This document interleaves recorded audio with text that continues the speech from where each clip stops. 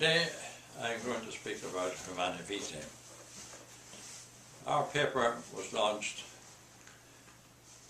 at the beginning of April 1968.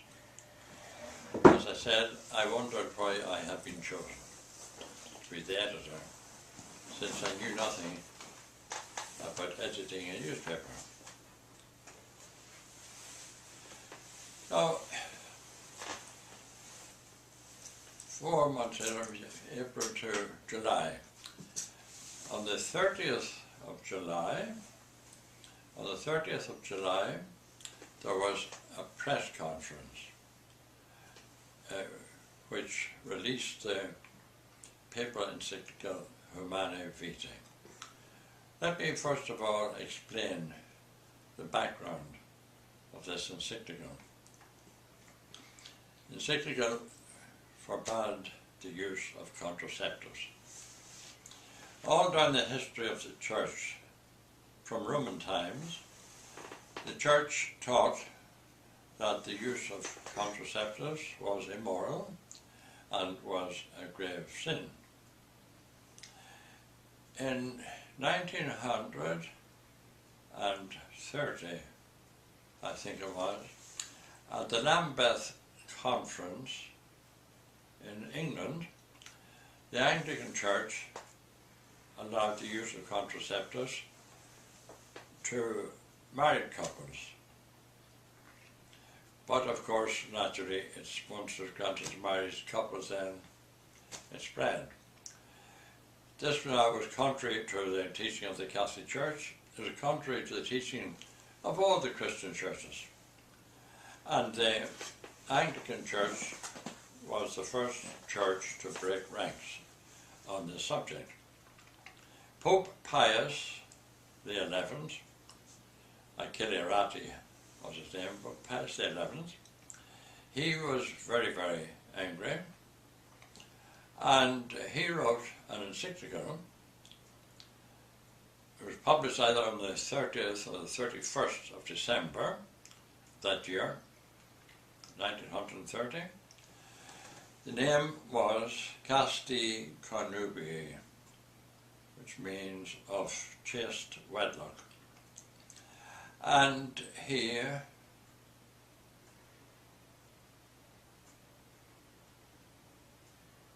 oh, pardon me, the Anglican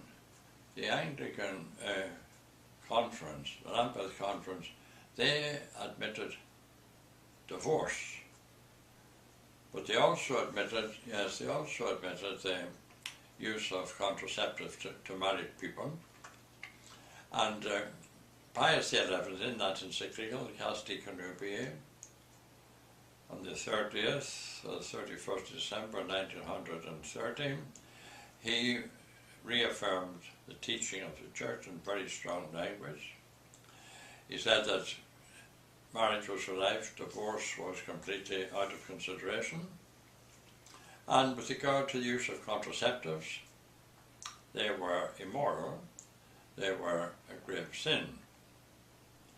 So that was the position all down the centuries.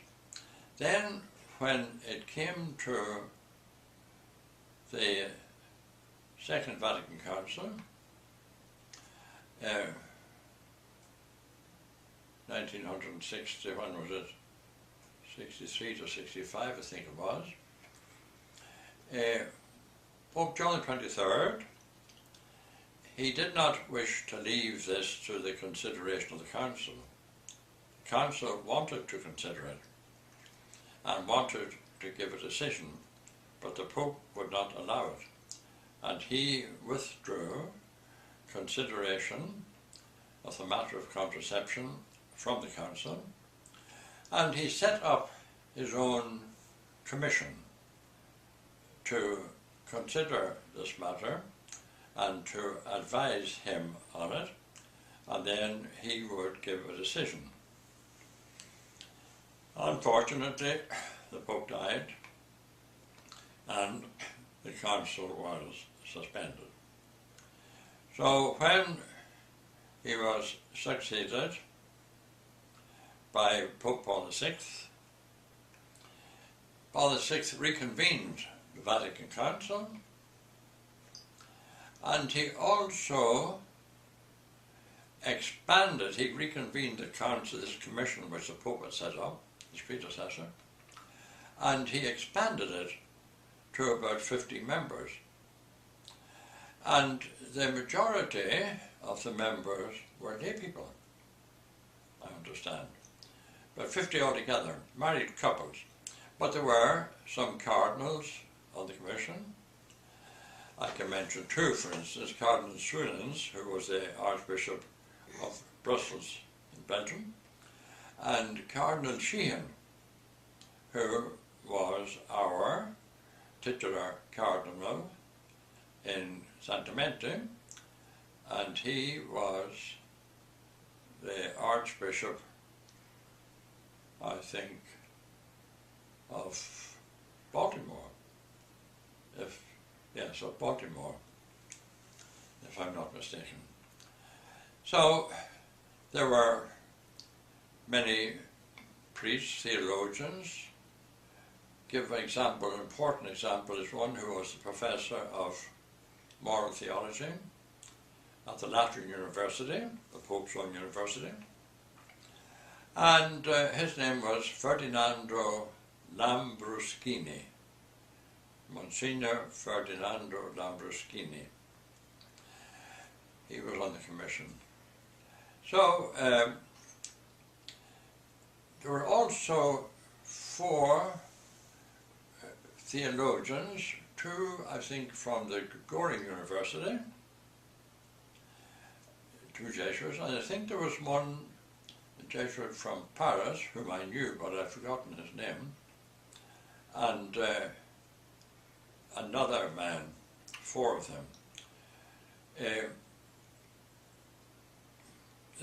What do you call him? The Archbishop of Krakow, Wojtyła, who subsequently became Pope John Paul II. He was a member of the commission. Pope Paul had a very high respect for his intelligence, and when this question arose, Pope Paul VI wrote to him and asked him about the question of contraception. So Archbishop Wojtyła sent to him a copy of his book, Love and Responsibility, published in different languages. He would have sent the Pope a copy of the Italian translation. He sent him a copy of Love and Responsibility and told him that he'd find it all there. So Wojtyła was a member of the commission.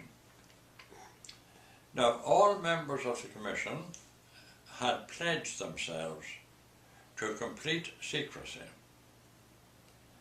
about the discussions and also about the eventual decision until such time as Pope Paul would give his decision. They pledged themselves to that. Now, when it came to the final vote, I have a book about this in Rome.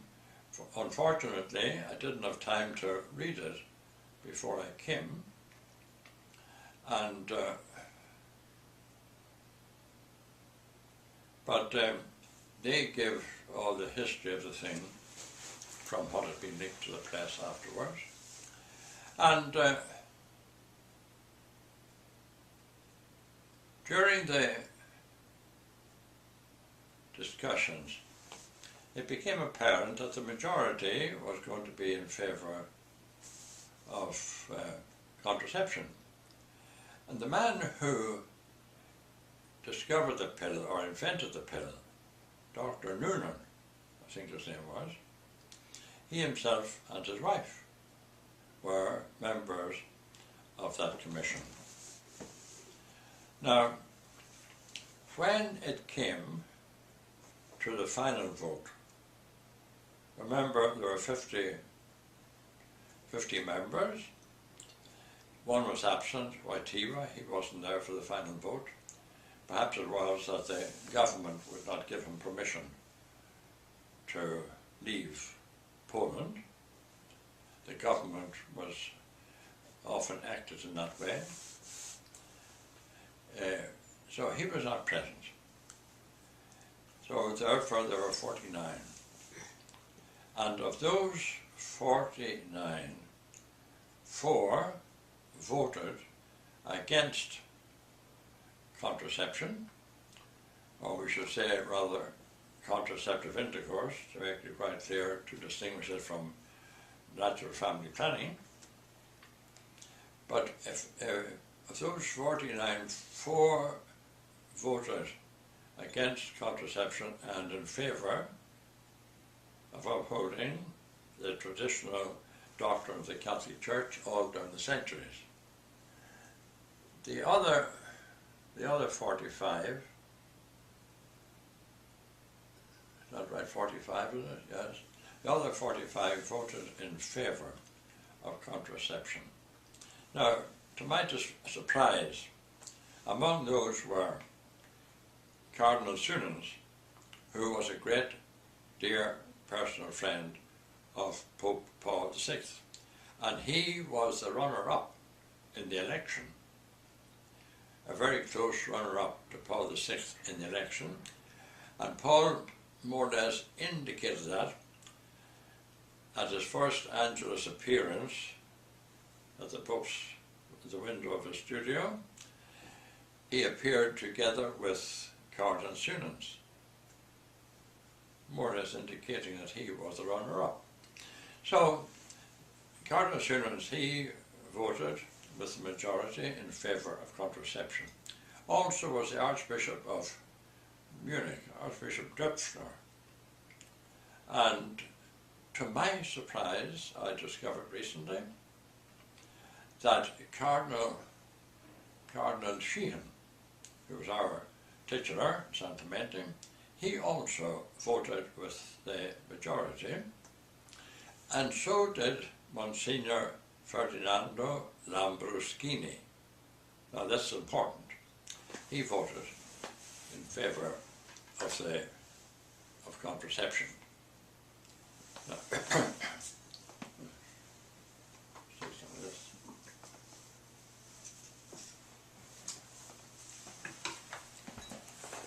now, all the members had pledged secrecy, but what happened? As soon as the decision had been given, some members leaked the entire report to the Tablet. The Tablet was a liberal magazine, Catholic magazine in London, and they published it in 3 editions, 3 issues. And then once it was published by the Tablet, then it was taken by the National Catholic Reporter here in the US, and they published it. So the report, which was supposed to have been secret, was now known worldwide. And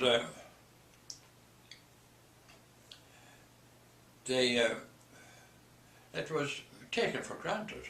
Of course, I should say that the idea of leaking this to the press and making it known worldwide was for the purpose of exerting monumental pressure on the Pope to write an encyclical in accordance with the majority vote. I heard rumours when I went to the Vatican. I heard rumours that that was what the Pope was inclined to do at the beginning. And then after some time, like, he seemed to have been working on such an encyclical. And according to the story I was told, I do not know whether it's true or not, but it was fit in with his character, because the Pope was usually referred to as Hamlet. He couldn't make his mind up, he was always wavering. But one morning, he came in and he said, everything is finished.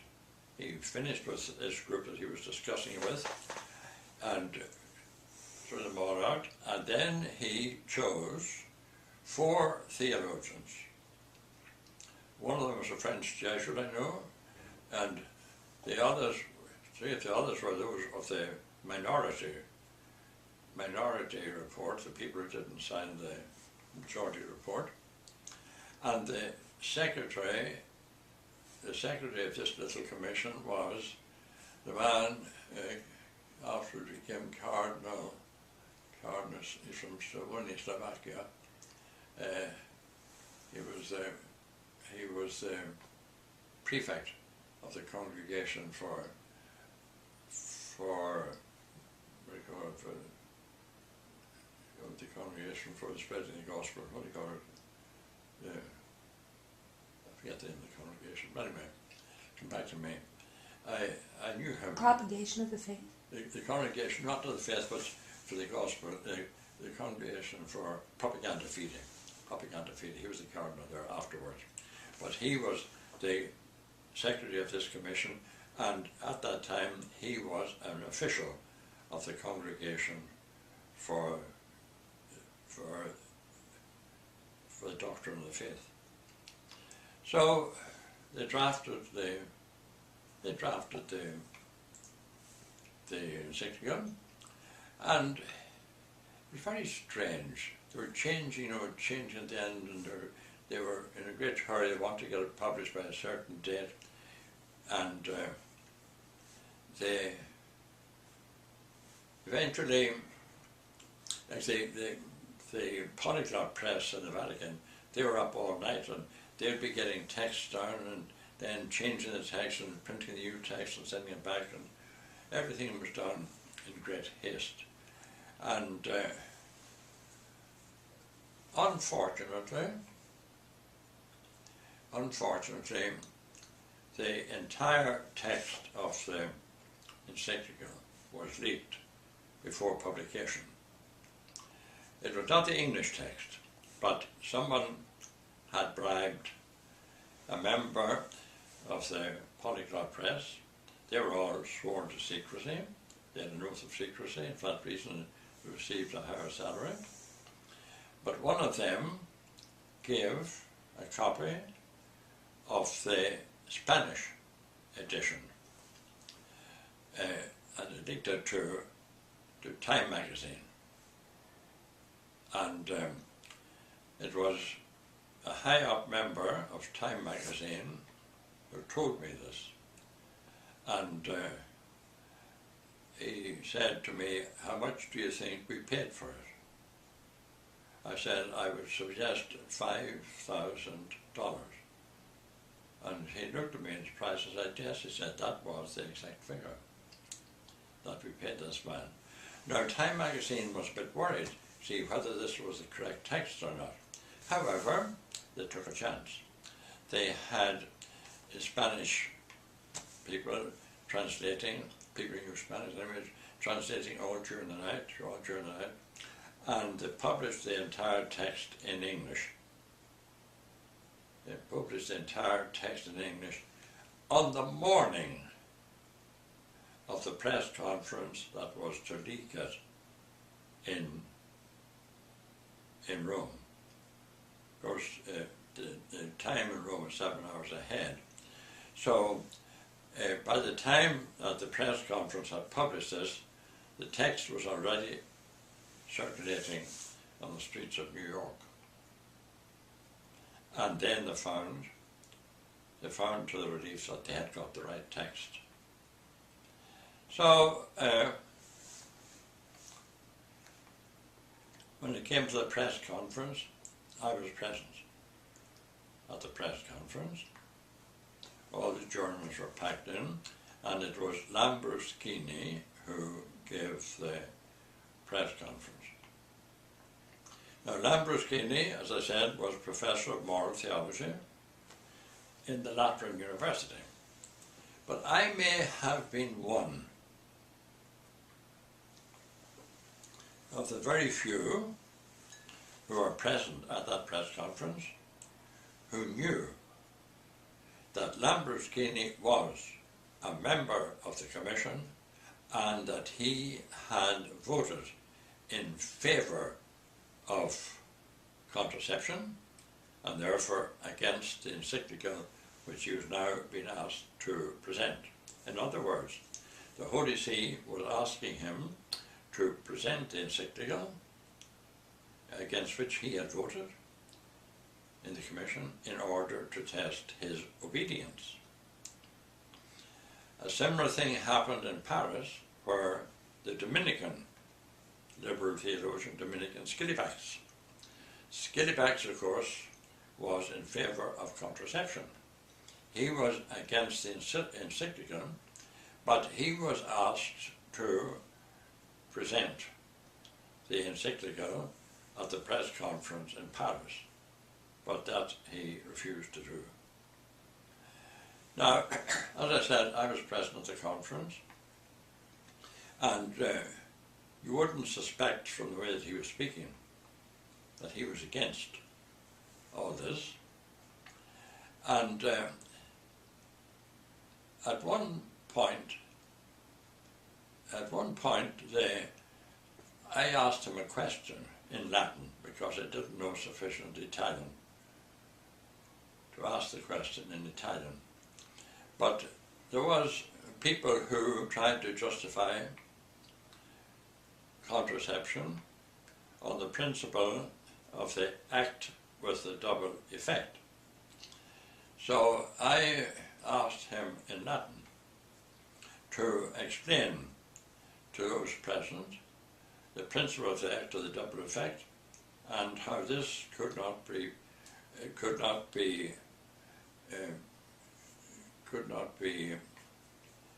upheld, as this could not uphold this principle could not uphold contraception.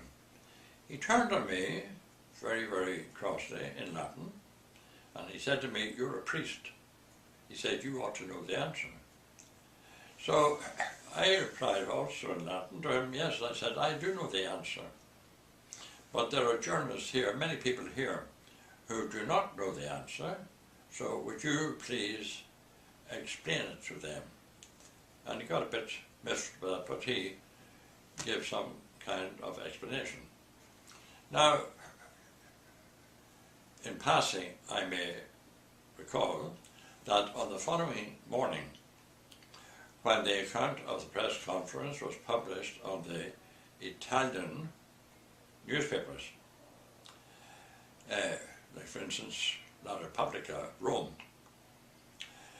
it stated, one foreign priest speaking in Latin asked the question, and they gave a perfect translation in Italian of the question which I had asked, because obviously these Italian journalists, they knew Latin, and they gave the thing. But that was the only question of the whole press conference that was published on the Italian press.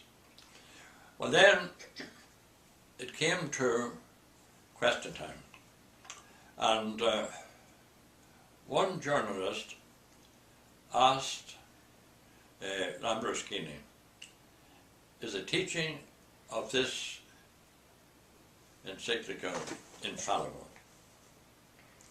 Lamberskini said no.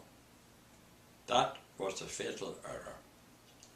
Once the journalists heard no, they weren't interested in anything more. Out they ran, off they went, not infallible, not infallible. Sent the reports to the newspapers all over the world, not infallible, not infallible. This was a fatal error. He should have said, "I distinguish. Is this encyclical infallible as a dogmatic definition of the Pope?" And the answer is no.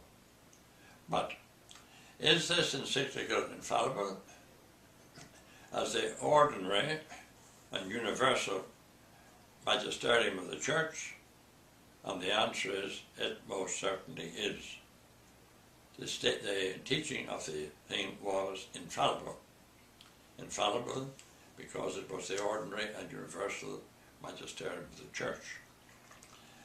Matter of fact, when I went back to the office, my assistant, Sister Catherine, very dear soul, she was from Mankato, Minnesota. I always like to ask her, where are you from? Mankato, Minnesota. I always like to hear her say Mankato. But when I entered the office, she said, isn't infallible, isn't infallible. So I said, give me time to read it.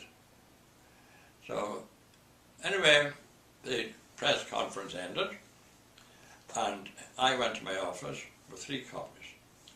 One in English, one in Italian, and one in Latin. So I sat down at my desk with the English one in the centre, one side Latin, the other side Italian. And Catherine says, what does it say, what does it say, what does it say? I said, give me time to read the thing. So I read through the whole text, checking every English word, every English sentence with the Latin sentence and with the Italian sentence. And then I was surprised, couldn't believe it.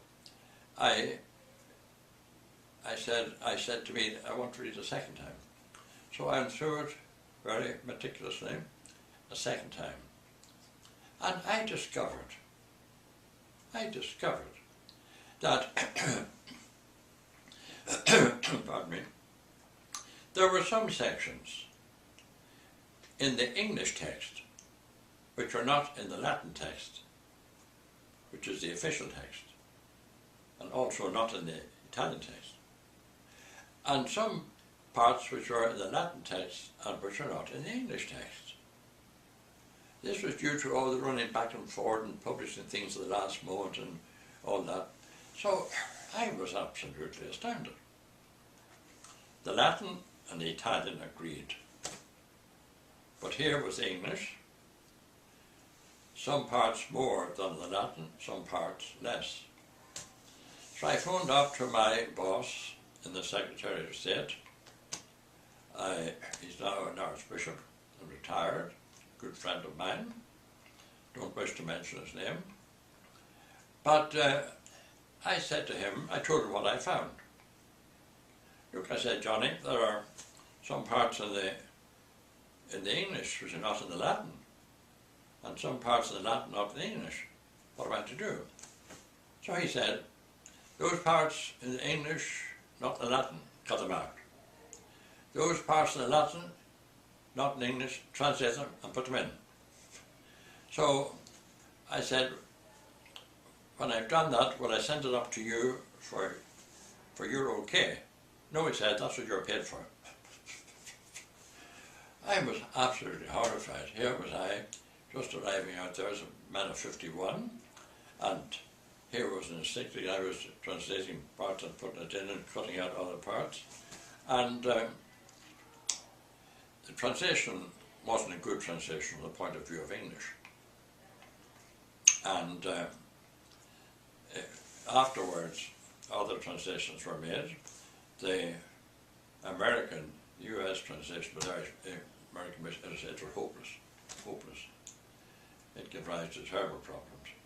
But the best translation was the translation made by the Catholic Truth Society in London. It was, and still is, the best translation. Come in! Put that off. Ah, hey Lee. Father. No. Happy birthday. Who's that? Oh, excuse me. You are now on video. Okay. Hey. And Father Tom called, Yes? and he said to wish you a happy birthday, and tomorrow he'll celebrate Mass for you. Oh, thank him very much, will you? Yes, Father. Thank him very much. And who are these from now? Those are from Mother Gabriel for you. Yes? And read, what's that say? Messengers. Yeah. Messenger. Yeah? Messenger. Those are the French chocolates, Father. And messengers? No, yeah, messengers. Uh-huh. Oh, what's this now? Linda, is that how you pronounce it? These are truffles. Oh, truffles. Okay, Oh, Father? this is wonderful. And these are truffles also. Oh, it's Evan. Thank Mother very much. I will, Father. I thank you very, very much. And thank you for the gift. She said gift of $100 bill. She fed into it to the card, her a good wish card. All right, Father. Thank you. I'll be on to her afterwards. All right, Father. Bye-bye. Bye-bye. Bye. Over here. You'd better close that door because if you switch off the thing there, it's a tough one. Tough one. That door doesn't, you've got to close that door tightly. Something, I told Sister to get it fixed. Now, has this thing been turned off or is it? No, Oh dear. we'll just edit that out. What was I speaking about? That you were translating and you put the... Oh yes, and so that was so. The best translation was that of the Catholic Church Society in England. Well then, when I have discovered recently that they, as I said, they had a translation of the encyclical published by Time magazine, so it was available in this country. And after the press conference, we here are 7 hours behind Roman time. There was in Baltimore a priest who, this was now told by Cardinal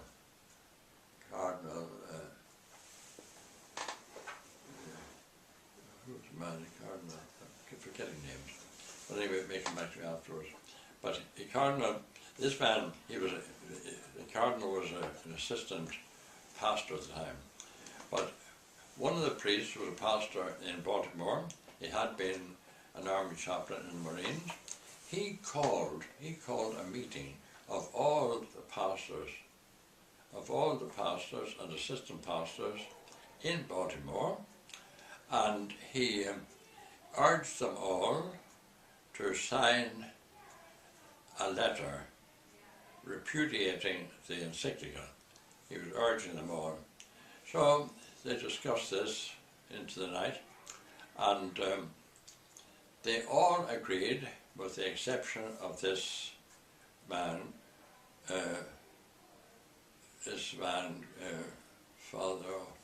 he was an assistant pastor. He refused to sign it. So next morning, this letter, signed by all the clergy of Baltimore, with the exception of this assistant pastor, who afterwards became a cardinal, it appeared on the paper, and Cardinal Sheehan saw this letter signed by all his own priests rejecting the encyclical, and he was horrified. He himself, as a member of the commission, had voted in favour of contraception. He voted in favour, but now, once the Pope had spoken, he switched completely and was 100% behind the Pope. Peter had spoken, so he was 100% behind the Pope, and was horrified that his clergy, with the exception of one, had rejected it. Moreover, there were 19 so-called theologians. When it was published, these led by Charles Curran, they also rejected the encyclical. And Cardinal Boyle, who was the Archbishop of Baltimore and Washington, I think that's before they were united, but he then suspended those 19 priests. The other bishops of the conference here in America had all pledged their support that he would support him. But once the outcry came, the people were all in favour of these 19 priests. Outcry came against his suspending them. So the other bishops must have got cold feet and went back on their word and did not support him. And eventually, I regret to say,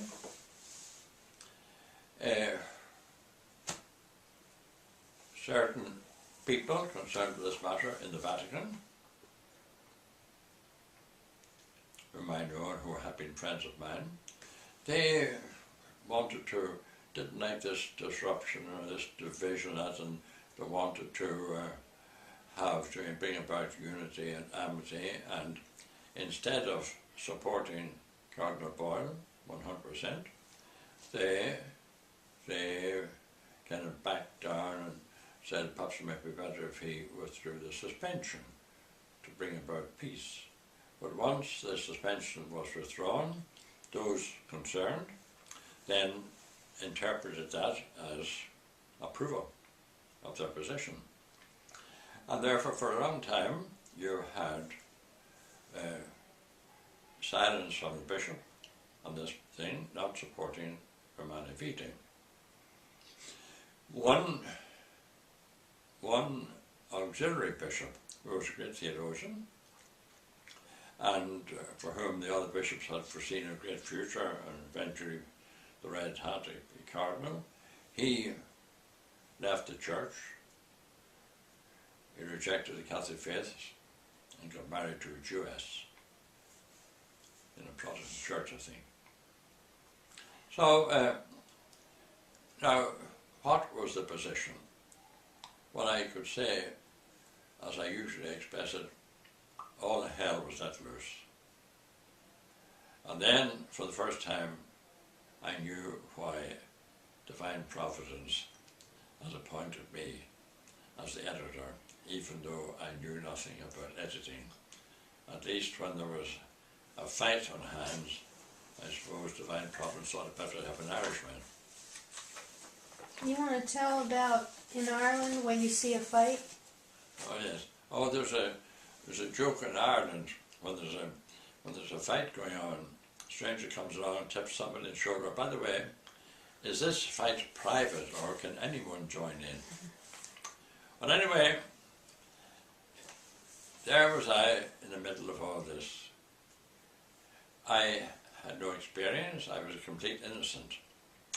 And Pope Paul VI was calling upon all the episcopal conferences to come out strongly in his favour to support this, the traditional teaching. And he was urging that through the nuncios in the various countries. Well now, the first statement issued, first of an episcopal conference, was that of Australia. Well, one thing I wanted to ask you, wasn't it Pope Paul that listed, he predicted or prophesied what would happen if contraceptive were allowed? Oh yes, in the encyclical itself, it was a very, very wonderful document. And he set out quite clearly, if contraception is allowed, then he foretold, set out all the consequences that would happen. And everybody laughed and laughed and laughed. I remember one article in the Irish Times in Ireland. Oh, they said not at all, not at all. If they accept contraception, doesn't mean that all these things are going to follow. But in actual fact, all these things did follow.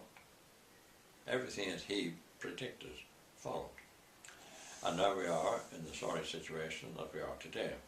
And you're talking about everything goes. Abortion and there's abortion, and there's also, for instance, if the Catholic Church had held firm 100% in favour of the Pope on this issue of abortion, then it is my conviction that the Supreme Court here in America could never, never, never have passed that Roe Wade decision in 1973. But they found that the Church was completely, and one member of the Supreme Court that voted for that decision was himself a Catholic, Judge Brennan. Imagine. Mm-hmm. A Catholic judge at that time. Whereas if the Church had been 100% in favour, there's no way that Brennan could have voted that way. Brennan died recently, God rest his soul. Well now, what was the result? The results began to come in.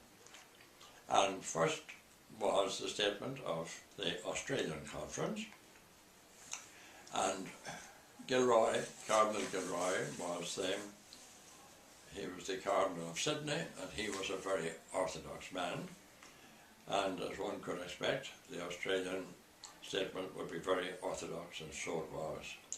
And when it came to the Secretary of State and was then sent down to me, but without any instructions as to whether I should publish or not publish, things were left to my complete decision. It's impossible. I can't believe it. But somebody said to me recently, when you were in the Vatican, you must have a very great power. It never crossed my mind, but I look back on it now, and I realised that I had immense power, and that everything was just shuttled down to me and left to my decision. And so I got Cardinal Gilroy's statement, and I said, when I read it, good old Gilroy, I said, Sister, publish that. It's good. The next statement came from Scotland. Scotland the brave. And as I expected, the Scots bishops were 100% orthodox and in support of the encyclical. I said to Sister, publish that. Then came Ireland, my own country. And I went through the Irish statement, perfect, completely orthodox, and 100% in support of the Pope. I said, publish that. Then the rot began to set in. The Canadian statement came to me, meeting with the bishops in Winnipeg. It's become known now in history as the Winnipeg Statement. It was a disaster. And all the Canadian bishops, with the exception of Archbishop Carney, my friend, Carney of Vancouver, and another bishop who was the Ukrainian bishop. I didn't know him. But with the exception of these two, the Canadian episcopate unanimously passed a statement which was, in effect, rejecting Humanae Vitae, rejecting the Pope's statement and allowing contraception to the conscience of each one. And the bishop who was the main power behind all this was one who wasn't even a residential bishop. He was an auxiliary bishop. He returned from Rome. He'd done a degree at the University of Archbishop. He retired sometime recently. It's a strange name to me or something. I forget the name now. But anyway, so they issued this awful statement, the Winnipeg Statement. Then, of course, it came to other statements. Belgium, I said, reject, no, trash that one. France, trash it. Germany, trash it. Holland, trash it. My decision. And then when it came to Spain, publish that, I said. Italy, publish that. But then it came to a crisis, and that was the US statement. Now, I was very favourably disposed towards the US, because we Irish think that we all love the Americans because it was our refuge at the time of the famine. We all went to America 1847, got a wonderful reception. So the Irish love the Americans, and we always took for granted that the Americans loved the Irish. And when I was in Rome, the Americans always invited me to Thanksgiving dinners and all these things. So I was very, very fond of the Americans. And that was not a fault in my making my decision. When I got the American decision, I read it with the best interpretation. After all, St. Thomas said this about conscience, and the American bishops are taking for granted this, they're taking for granted that. take for granted this, and so I was giving it the best possible interpretation. However, I went to Cardinal Brown, who was an Irish Dominican. He had been head of the Angelicum University, our university. He'd become the Master General of the Order, and he had become a cardinal. And he was a great personal friend of mine. So I went to him. He was a very learned man. He was one of the great theologians of the Second Vatican Council.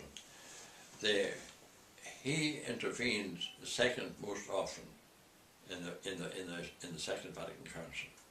He was intervening all the time, trying to keep the horse from stampeding. So I went to him, showed him the thing, he read it, and he said, "No, I don't think you should publish that." But I said, Your Eminence, I said, I mean, St. Thomas, you know, with regard, of course, he knew all St. Thomas by heart almost. He almost knew the sum by heart. So I said, with regard to conscience, St. Thomas says this. I said, so, I mean, obviously these American bishops are taking this for granted. They're presupposing this doctrine with regard to conscience, and therefore, in that sense, I said it could be interpreted as being okay. He says, Brother Lambert, he always called me brother. Brother Lambert, he said, and he smacked us up. Brother Lambert, I know the American bishops, and that is not what the American bishops mean. They do not mean that, and you should not publish that document. Unfortunately, moved by my goodwill towards the Americans, and many friends of mine in Rome are Americans, I published their statement. That was the one mistake I made in my entire 22 years with the Observatorio Romano. I should not have published the American statement. I remember, as I told you before, in the previous installment, the nuncio who appointed me said that my first mistake would be my last, because I'd be fired. And, well, this was a mistake. And I wasn't fired, but that was a mistake also. But anyway, I regret ever since that I made that mistake. I should not have done it. The American statement should not have been published, because the American statement was not in accordance with the doctrine of Humanae Vitae.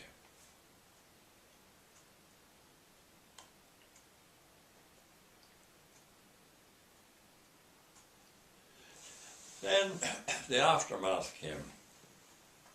The bishops, the English-speaking bishops, they all were subscribers to the Observatorio Romano, not because they approved of it, but because they wanted to see what was going on. They would look to see whether their particular statement was published or not. If it was published, then that meant that the Pope approved of that statement. If it wasn't published, then that was interpreted as meaning the Pope did not agree with their statement. The Pope or the Secretaries of State had nothing whatsoever to do with the publication of statements. The whole thing was just shoved down to me, and it was left entirely to me. And there I was making these very, very important decisions. If I had been in the Secretary of State, and a young whippersnapper from Ireland came out who was completely new to all this, I would not have allowed anything to go down to him unless I had approve of it. I would have read everything, and what I approved I would send down and say, publish this. What I did not approve I put aside into the files, but I would not send down. But anyway, that is what happened. Then came the aftermath.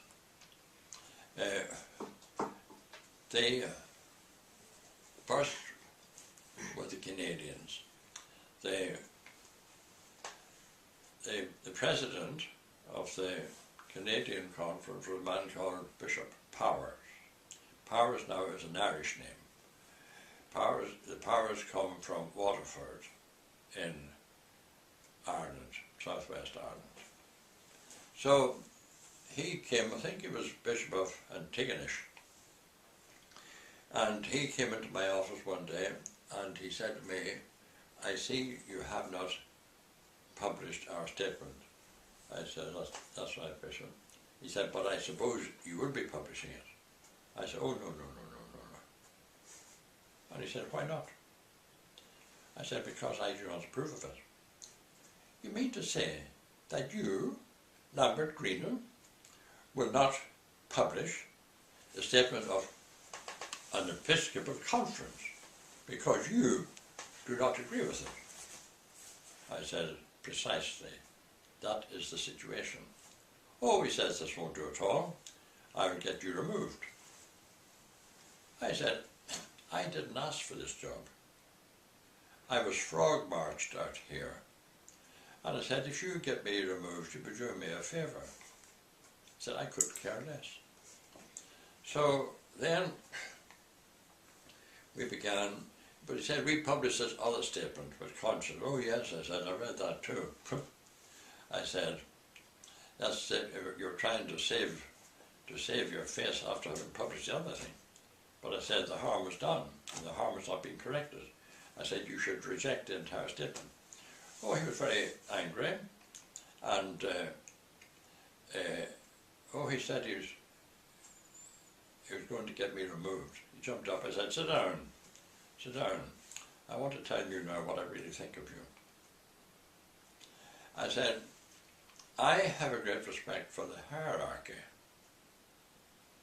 And I want you to believe that because it happens to be true. Therefore, I will choose my words with very great prudence and circumspection. So, in my opinion, the statement issued by your conference was a downright disgrace, and you should all be utterly ashamed of yourselves. Well, you can imagine what happened. He jumped up and said he was going to get me removed and all that. So when he was leaving, I said to him, well, I said, I hope we meet again, and I suppose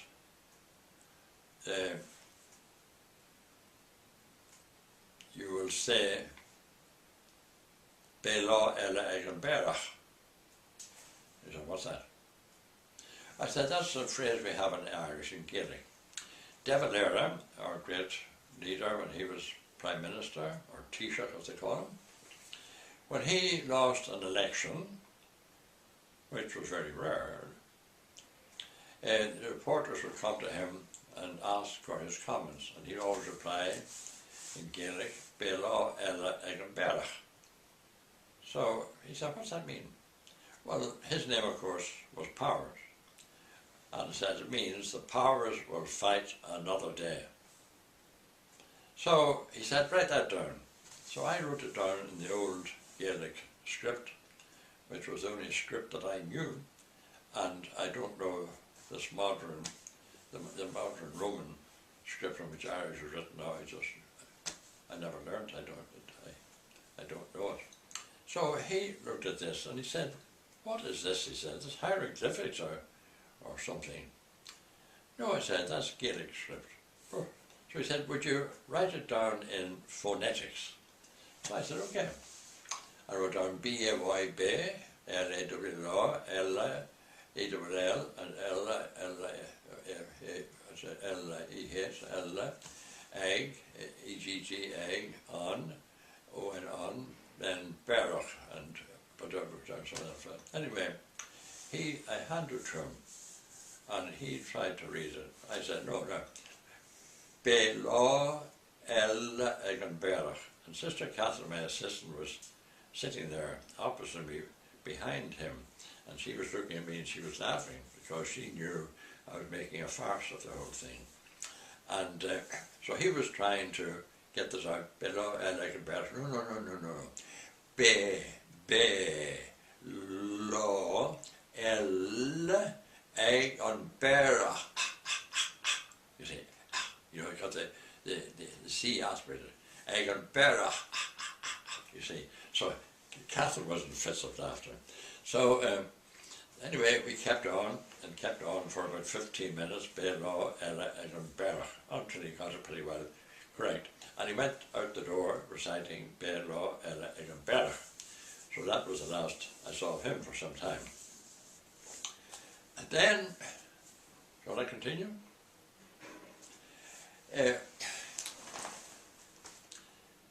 After some time, I had a visit from the head of the South African Episcopal Conference. He was a man called Fitzgerald. Bishop Fitzgerald, first of all, and then he became Archbishop. He was Bishop of Bloemfontein, and then he became Archbishop of I think Durban, I think it was. But anyway, he came in and he said to me, you haven't published our statement. I said, no.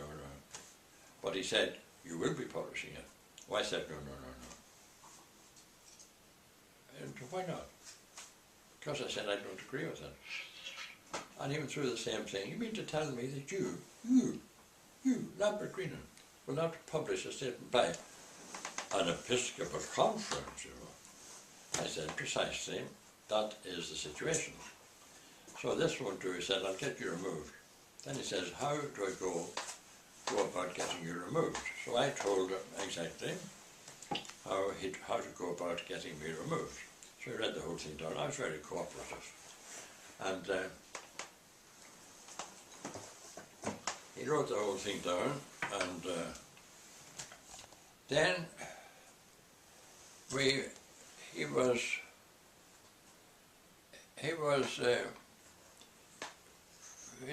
was condemning me. He spoke for, I would say, 15 minutes or 20 minutes. He was condemning me. And I was sitting like this, with my face on my hand like this, and the two eyes on one eye. Two eyes on one eye. That's what I call the basilisk stare. Okay? So, that meant, of course, I didn't blink, but he would blink. I had my two eyes fixed on his right eye. So, he kept on denouncing me. I just kept looking at him and said nothing. So, since there was no comeback, he eventually came to a halt. And I said, are you finished, Bishop? And he said, yes. I said, you will agree that you have spoken to me with very great apostolic liberty of speech. And I think you will agree that I have taken it rather well. Yes, he said, I was surprised. Well, I said, I would like to speak to you with the same apostolic liberty of speech, and I hope you will take it half as well. I said, he was in South Africa, the head of the South African Episcopal Conference. I said, you're an Irishman, aren't you? You were born in County Limerick. You're surprised? He said, yes. And I said, you're an oblate. You joined the oblate fathers? He said, yes. I said, you were educated by us at the Angelicum University in Rome. That's where you did your degree, wasn't it? He said, yes. Well, I said, if you are educated by us, there is no excuse for your ignorance. Well, that he jumped off like a red stone rocket. And that's when he decided he was going to get me removed, and I cooperated by telling him everything. So when he was going out the door, he stopped and he said to me, will I get anywhere? No, I said, you won't. Take my advice, go home.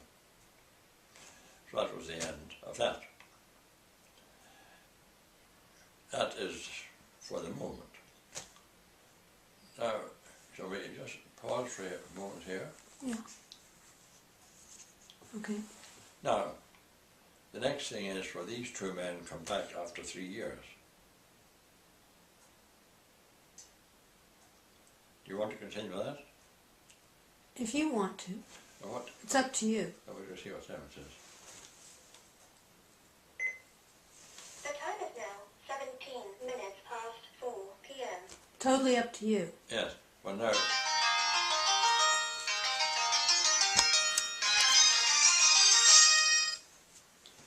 Yes?